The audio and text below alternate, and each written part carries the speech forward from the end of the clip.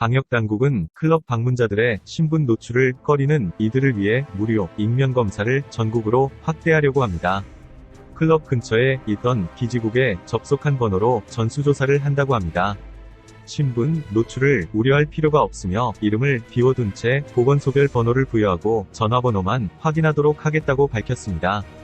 안녕하세요. 코리아 진입니다. CNN은 5월 8일 한국과 독일은 세계가 부러워할 팬데믹 대처의 모범국으로 지목되고 있다고 보도하였습니다.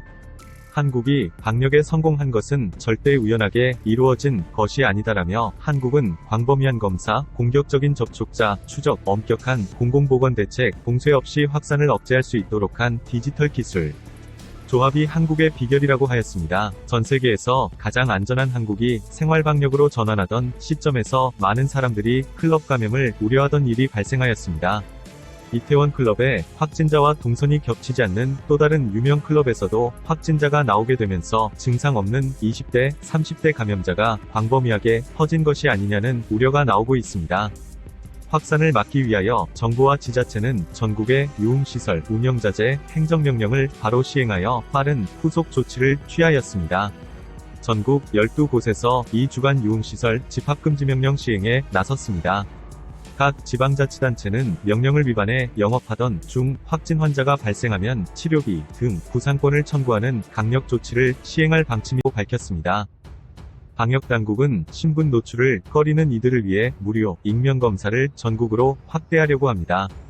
박원순 서울시장은 클럽을 방문한 검사 대상자가 신분 노출을 우려할 필요가 없으며 이름을 비워둔 채 보건소별 번호를 부여하고 전화번호만 확인하도록 하겠다고 밝혔습니다.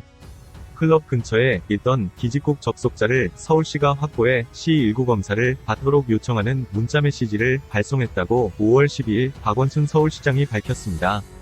C19 감염병과의 싸움은 속도전이기 때문에 자발적인 검체, 검사 받길 당부드린다고 강조하였습니다. 또한 박 시장은 인권단체와 협력해 인권침해 예방을 위한 한라인을 개설할 것이라고 덧붙였습니다.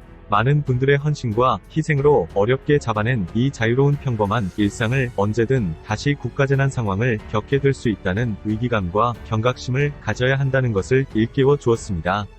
2차 파동이 한국에서 발생했다며 외신 기사가 쏟아졌습니다.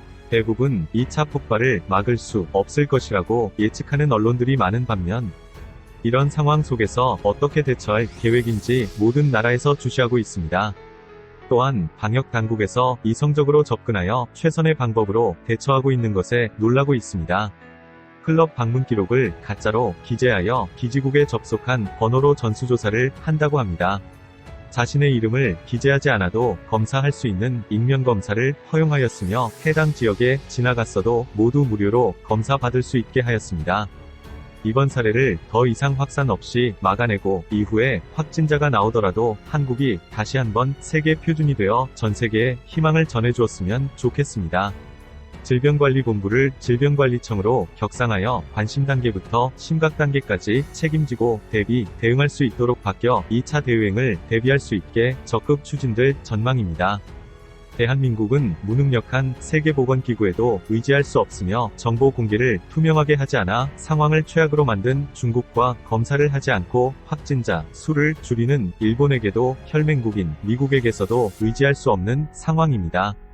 우리 한국 스스로 현재의 위기에서 벗어나야 하며 수많은 국가들이 C19 위기에서 어떻게 대응하는지 한국을 주시하고 있습니다. 모든 학생들이 학교에 등교하고 무사히 다닐 수 있는 그날을 기다리며 조금만 더 힘냅시다.